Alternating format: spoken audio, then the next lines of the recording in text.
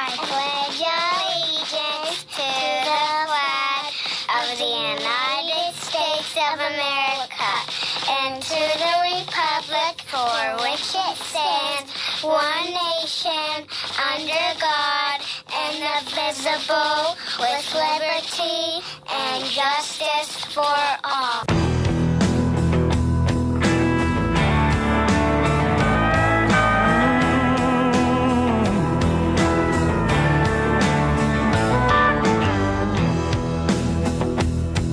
This land of ours is under attack. The time has come, we're gonna take it back. Just wait and see. Don't tread on me. I won't sit back, stand idly by. Watch the heart of my nation die. Oh, not me. Don't tread on me. Don't tread on my Bible, don't tread on my guns. Don't you tread on my faith in God's only Son. Don't tread on me. Don't tread on me. Hey everybody, this is John Marietta, and I am the Hillbilly, and it's another Trump-tastic day in Fayette County. Today's show is being brought to you by Monarch Windows and Doors, Mauser's Garage and Tire Center, Mung's Auto Body, PatriotsOnline.com, Fayette County Recovery Storage and U-Haul, Country Motor Sales, Gunslingers in Connellsville, Auto Ordnance, Thundering Hill Feed and Supply, The Ink Spot in Connellsville. If you want ink on paper, they're the people to see. Solid Foundation Ministries, Highline Motorsports, Gun Owners of America, Hillbilly Jon Radio, and John Marietta for We the People. And I'll tell you what, today feels like it's been like 2 days in a row for some reason. But today is a very important day. And I'll tell you what, I bet we're going to start teaching Gino some history here. Okay. Well, do you know what today is? I know it's Friday. Okay, well, that's close enough, but we'll start here with this. Stand fast, therefore, in the liberty within Christ, where within Christ hath made us free. That's Galatians 5:1. I'll tell you what, January 17th is a big day in American history, and we got two moments to talk about that remind us what it means to fight for freedom and protect the rights of we the people. First up, happy birthday to Benjamin Franklin, one of the sharpest minds this country has ever known. Born in 1706, Franklin was a premier printer, inventor, diplomat, and one of the key architects of the American independence. But here's the thing about old Ben. He didn't just talk about freedom, he worked for it. And he helped draft the Declaration of Independence and secured critical alliances with France during the Revolution. And you know what he said about freedom? Those who would give up essential liberty to purchase a little temporary safety deserve neither liberty nor safety. Let that sink in for a moment. Franklin understood that freedom doesn't come without risk. It takes courage and sacrifice to defend it. Now let's fast forward to January 17th, 1781, and the Battle of Cowpens in South Carolina. This was one of the turning points of the Revolutionary War. Daniel Morgan, which is one of my most favorite revolutionary generals, led a ragtag group of patriots against the British, and they didn't just hold their ground, they handed the British a decisive defeat. These weren't soldiers with fancy training or big resources. They were farmers and storekeepers, hunters, and everyday folks who believed in the cause of liberty. So what do Ben Franklin and the Battle of Cowpens have to do with us here in Fayette County today? Everything.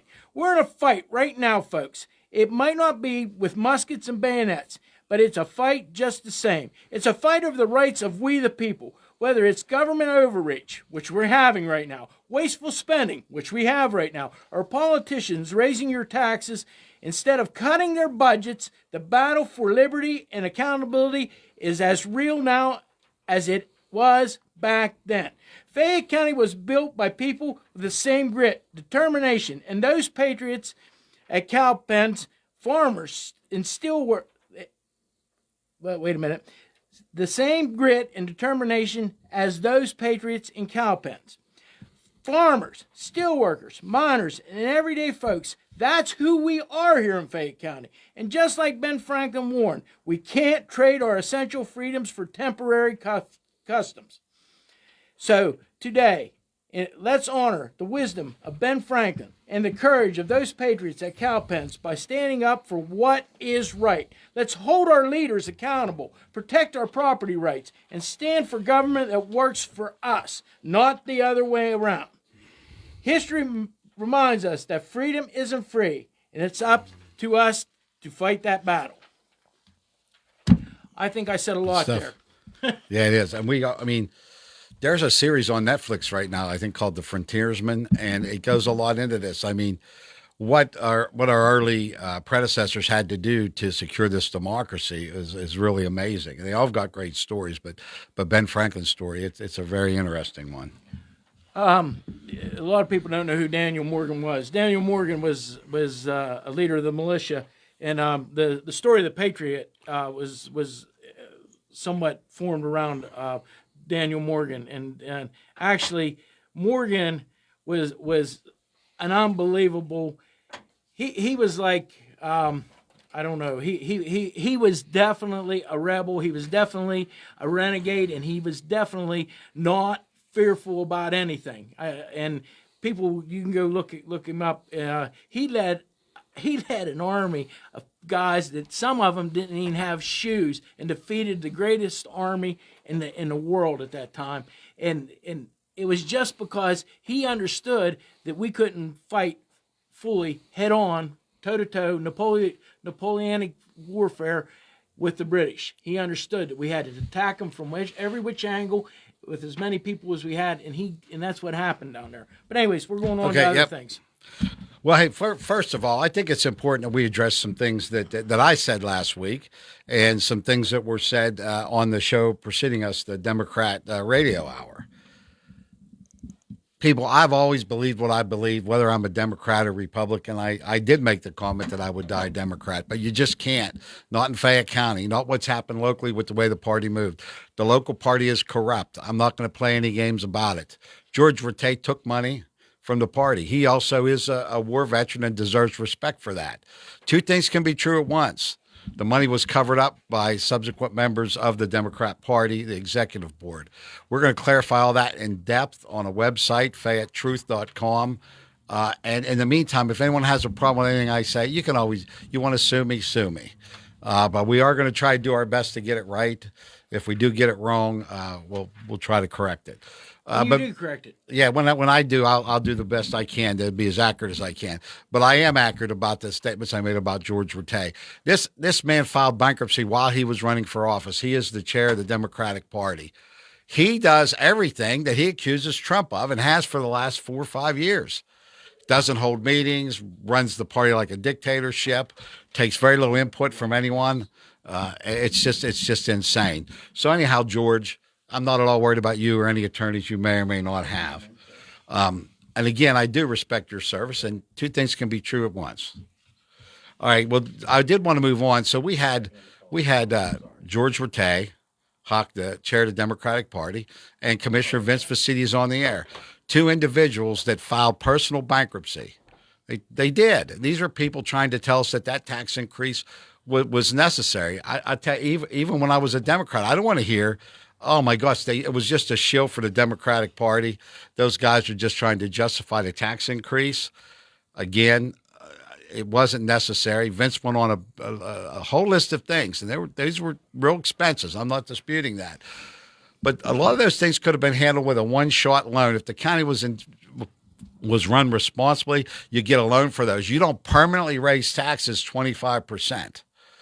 More than most of the stuff he said were just one-time expenses.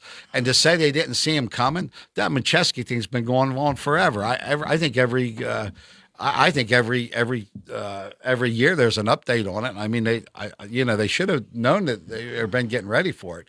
But if they weren't, that alone wouldn't justify the tax increase. And we're tearing into the numbers. I mean, it just I just feel a little offended that you've got a radio. I feel bad for the other Democrats. Your party's defending a tax increase. Yeah. Now, also, to make no bones about it, there's been several references about someone not paying their taxes. That's me. But I've always paid my taxes. I've paid them late several times. And part of the reason is this unfair tax burden that we're all under. We went through some medical problems, got behind. My wife did, but we caught them up. I have never, ever lost a piece of property in a tax sale. Now, let's be clear. When you pay your property tax late, guess what? They put a pretty hefty penalty on top of it. And so I've always paid it, and I have never lost a piece of property, and I have no intention on ever losing a piece of property. I have never filed personal bankruptcy. George Rattay and Vince both have. And you can dance around it all you want and make all the inferences you want. I could care less. They're talking about me. That's who they're directed. And it is unfair. And my heart goes out to anyone who struggles with these taxes. I just saw it the other day. I was at Tax Claim Bureau for another reason. I just bought a piece of property in a tax sale.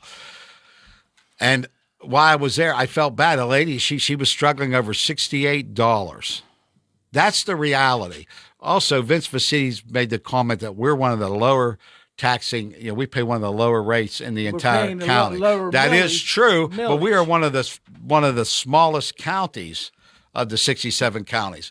If you take our average income, our average medium income, and you divide that by the tax rate, you'll find the Fayette is at the highest end of the spectrum for average income. This is who you represent. Our commissioners have to look around, and they have to take stock of the reality of this county. People cannot afford that 26% tax increase.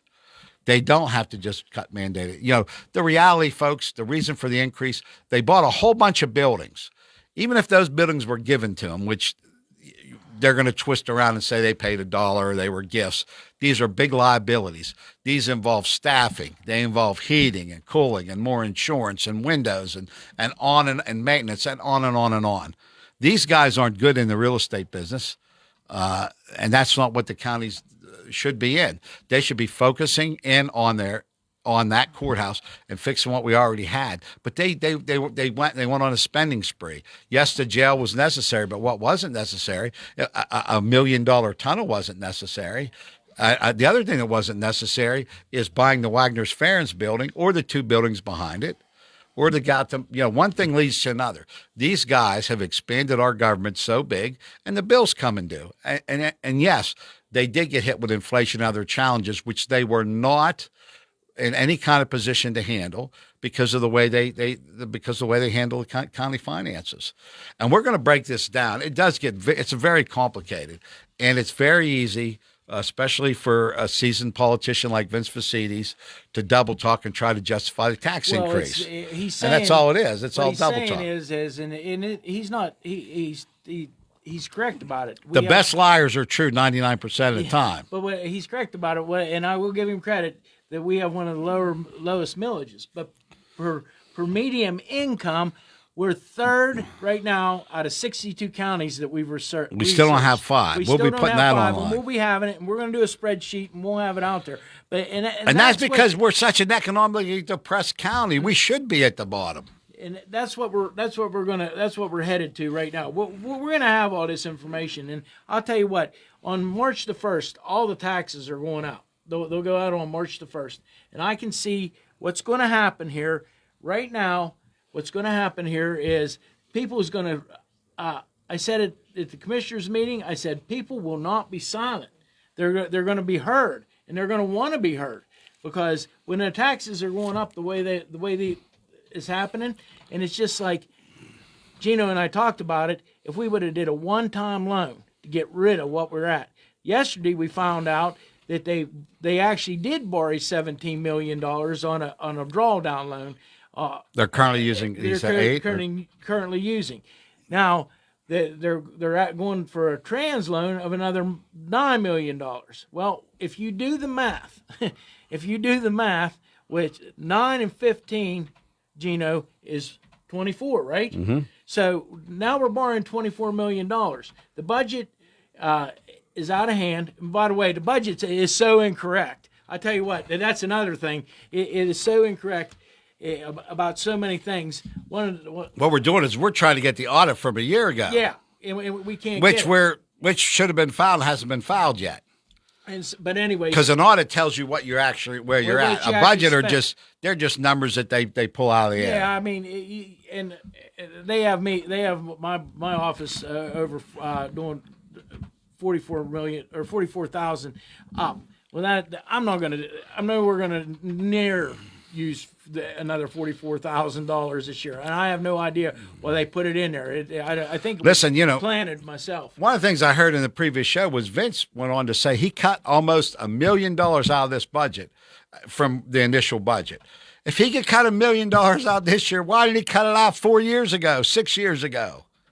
Why was it in there to be cut? This is the thing. Look. Expenses do go up. You have to cut some services.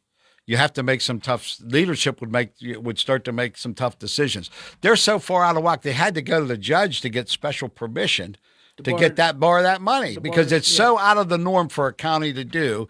It requires permission from a judge. And we're just supposed to sit back and take it. Listen. They're going to. I just think. Listen, and the local Democrat Party leaders are defending a tax increase. Unbelievable. I wonder if the Republican Party is going to do the same. Well, I sure hope they don't. Because it'll be a short-lived voyage for you to the Republican Party. I won't be here long if they support a tax increase. They did support the people that made the tax increase, and that's the problem that we're having. The other problem is I don't fit in any of these parties. It's just the Republican Party happens to be the closest to my beliefs. But I got to tell you something. I go to Ollie's today at lunchtime. My wife needed a kitchen thing. I don't know, and I knew what it looked like. So, and I figured, well, I go to Ollie's and pick one up. And this gentleman comes up, sees me, and he says, "Hey, you're the hillbilly." And I said, "I am." And he says, "I listen to every one of them radio shows of yours." And I said, "Well, thank you." And I didn't know where this was going yet. Right, you never know. I was a little nervous. And he says, "What are you looking for?" And I described what I was looking for. And he said, and we looked all over, and we couldn't find one. And he said, "Okay." He says, "You take care." He said, well, he tracked me down because I had to go get some sticky things for the office to hang something up with, them Velcro things. So I went over there to and picked up, and he tracked me down. He found exactly what I was needing. And he says, "You know what?" He said, and this made me feel real happy. He says his name was Bob. I won't use his last name because I didn't ask permission. He said, I'm a veteran of the Vietnam War, and he had a hat on, and then he told me what the Legion that he belonged to and the VFW post he belonged to. He says, "John Marietta," he said, "I want to shake your hand." He says, "You're telling what needed to be told 30 years ago here in Fayette County. We wouldn't be in this situation if we would have took care of this 30 years ago." He said, "But now," he said, "people were starting," he said, "even the guys at the VFW," he said, "they're all behind the hillbilly." So that's wonderful news. I have to think that a lot of people want to stand up and do what's right. It just is astonishing to me that I had to listen to that last 45 minutes of rah, rah, rah, we need to raise taxes. It's a good thing. I mean, they made it sound, these guys are some kind of salesman. I just don't think, just don't keep peeing on my leg and tell me it's rain. This is getting ridiculous. We got two guys that filed personal bankruptcy trying to give financial advice to the county. And they want to get in these positions of hey, you're there, and that's your business until it becomes my business. You raise my taxes. I don't want to pay any more taxes. And I have some LLCs. We don't want to pay any more taxes. It's just if we were getting some kind of value. Now, we do see a lot of focus by the commissioners for special projects. And some of those projects are good in theory, and I support them. But if all your focus is on getting money for private individuals, they just got awarded a $3.7 million grant for the Stinky Bridge project, which is owned by a private individual, which is going to connect up to about 150, 200 acres that the same private individuals own. Our government is designed, it's supposed to be for the benefit of the many, not the few. I don't care about those special projects. That has to be secondary. How can you guys work so hard and get all these grant monies for these corporations and single individuals, and you still got to raise our taxes 26%? Well, get what you focus on. If they would do their job and focus on keeping the taxes low, not just this year, for the last 8 years, then this wouldn't be necessary, or you wouldn't have to do it in one big chunk. And listen, Vince, all those expenses, more than half of them are one-time expenses. Why do we raise taxes forever? This is a forever increase. And we're going to have to raise them again because they built a framework of infrastructure and buildings that they're going to have to just keep raising them. I was at the Republican meeting, and Scott Dunn at a Republican meeting, a Republican commissioner just nonchalantly said, yeah, we're going to have to raise them $1 million just every year or so. It's a standard course of business. We've got to get off of that train.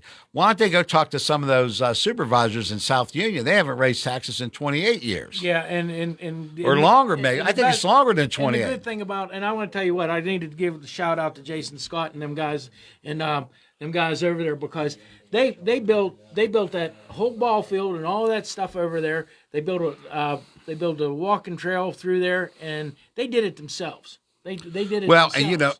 and because they got tired of waiting, and the problem with them doing it themselves is now you've got other people taking advantage of the other corridors, holding out for more money. That should have been a concerted effort. It was back in 2007. The county had control of the entire sheepskin. They sold it for $1. They sold it. They sold it to Southwest Regional Railroad. Well, Fay Penn did. I mean, I tell you, we're untangling all of this now. The lies are just so blatant, we're not going to dig too much more into anything specific. We're double checking our information. It'll be available at FayetteTruth.com. I know we said 2 weeks, but we're looking more like we need another week and a half. Maybe 2 more weeks, because there's so much information. We've got stuff on there about the injection wells. We got information we're putting up on the solar panel ordinances. We got a lot of information about the budget and some of the questionable hires that the county did. We got information that we've researched on the past Fay Penn director. And we're double checking everything, but it'll all be all the truth, everything we say, the copies of the deeds, like some of the corrupt deals that happened down in Connellsville with the ground next to the hotel got sold. The mayor sold that to his first cousin. They bought it with a grant, the redevelopment authority. They got a grant for $150,000. They sold it for $15,000 to the mayor's first cousin. Then the DA made him give it back, and then it got transferred for $130,000, still losing $20,000 in grant money. And I'm not against us going for grants, but we should be doing that more for the public good in the broader sense, and not. I mean, our whole grant operation is hijacked for private individuals, for a handful of elite people. And we got a lot of projects that need to take place, and before we do walking trails. I mean, I can't tell you how many bridges are out the county should be helping take care of. Well, the county's got our whole, a big portion of our county efforts, and Fay Penn, our sister organization, are focused on helping a few handful of individuals, which really makes me wonder, is there an envelope at the end of that or at the beginning of that process? How do you do that? We've got individuals with means benefiting from huge grants, just specific individuals, and we've named before, and we're going to name them again.